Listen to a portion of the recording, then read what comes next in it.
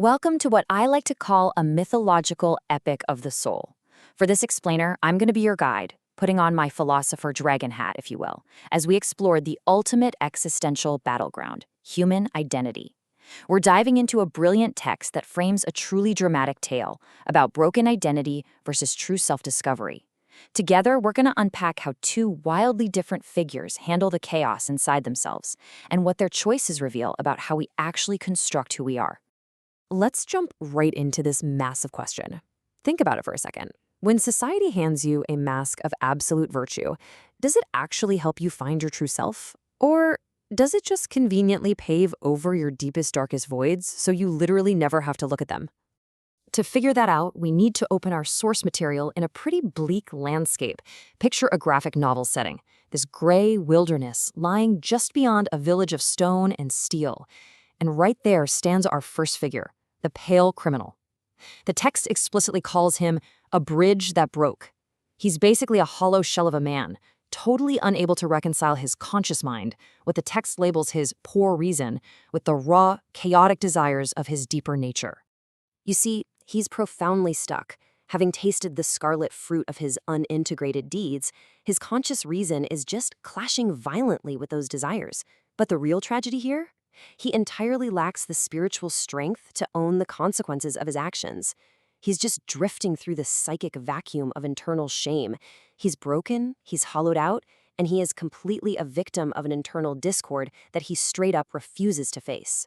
Which brings us to Act 1, the descent of the mask. So suddenly, descending from the silent stretches of what the source calls null space, this hauntingly radiant object lands right on his face. This is the violet mask. Now, what's crucial here is that this mask doesn't reveal the ugliest man of his personal shame, the thing he's been desperately running from. Instead, it embodies these noble virtues and morals that the rationalist world has tossed aside.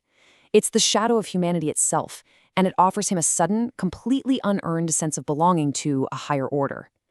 And this is where we see a stark contrast between a true awakening and a false one. A real alchemical catalyst would shatter your golden mask, your fragile ego, and force you to rebuild your identity from scratch. But the violet mask, it operates totally differently. It fuses directly with the criminal's internal void.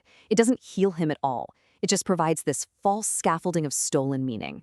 This atavistic awakening follows a very specific and honestly tragic progression in his psyche. First, you have his unintegrated chaos. Second, the heavy, rigid scaffolding of the violet mask is slapped right over it. And finally, you get the projection of his internal rot outwards. This sequence literally transforms our broken, pale criminal into the pale inquisitor, a man who now suddenly positions himself as the high judge of the heroic ideal. Looking at this through the lens of identity and philosophy, this is a textbook regressive defense mechanism. By putting on this mask of forgotten virtues, he completely stops seeking his own truth. Why? Because the anxiety of his own emptiness is just too overwhelming. So he becomes a breaker of tablets. He judges the heroic ideal in everyone else, simply to avoid facing the massive shame hiding right beneath his own violet exterior. Let's move to Act 2, the shield of legal revenge. The text uses the exact phrase, resentment and legal revenge, and it perfectly captures his state of mind. His sudden moral supremacy is entirely hollow. It's just a shroud. He's taking that unresolved shadow that is actively rotting within his own heart, and he's projecting it outward onto the rest of the world, dressing up his own personal disgust as an absolute moral necessity. This transition marks his deeply perverted descent into the dark night of the soul. In existential thought, the true dragon spirit is meant to turn poison into fuel, right? It's supposed to catalyze profound self-growth.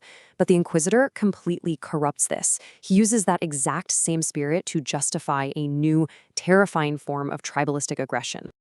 Rather than actually dealing with his own abyss, he holds up this supposed mirror of justice. He uses these noble morals as a literal weapon to strike at the darkness in others, constantly seeking to purge the rot in the hearts of men through external judgment. It becomes this really loud, violent external distraction, all designed to drown out his own internal discord. And in doing all of this, he completely fails to see his own profound hypocrisy. By obsessing over external purity and judging the whole world, he's still running away from the unknown sage of his own blood. He is desperately fleeing what the text calls the great reason of the body. Terrified of that internal truth, he just outright refuses to confront. This brings us to Act 3, the divergent paths. Now, from the shadows of his gaping abyss, our broken man has been watching someone else. Enter the Lone Wanderer. Unlike the Hollow Inquisitor, the Lone Wanderer actually achieves true self-discovery by uttering what the text beautifully calls a holy yea. This is the courageous, radical affirmation of one's deeper nature, which completely unifies the subject. It's the brave, vital acceptance of your own internal chaos, rather than hiding from it under a mask. And right here is the absolute core difference between broken identity and true self-discovery. On one hand, you have the Pale Inquisitor relying entirely on external judgment and tribalistic aggression to project his rot outwards. But on the other hand, you have the Lone Wanderer performing the alchemical dance to heal and integrate the chaos within himself. These are two radically different approaches to internal chaos, and they utterly define their final character states. Finally, we reach Act 4, Architects of the Void. There's this line summarizing the Inquisitor's fate that is just absolutely chilling. He stands as a false idol who sacrificed his human personality to become a judge of ghosts. Wow. He is a bridge that completely broke under the crushing weight of the Violet Mask. He sacrificed his unique human personality entirely just to judge others. He truly represents the tragic failure of the Age of the Hero. The Inquisitor chose the hollow path. He retreated into the safe scaffolding of communal morals because he was terrified of his own depths. And because of that, he remains forever a stranger to the internal sacredness that only blooms in the solitude of the true self. He completely abandoned the alternative path, the courageous authorship of your own story, which the Lone Wanderer bravely achieved through his holy yeah. So, I'll leave you with this final provocative thought from the Dragon's Hoard. Look within your own abyss and ask yourself which path you're walking.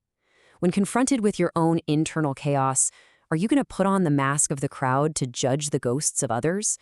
Or will you possess the courage to dance with your chaos and truly author your own story?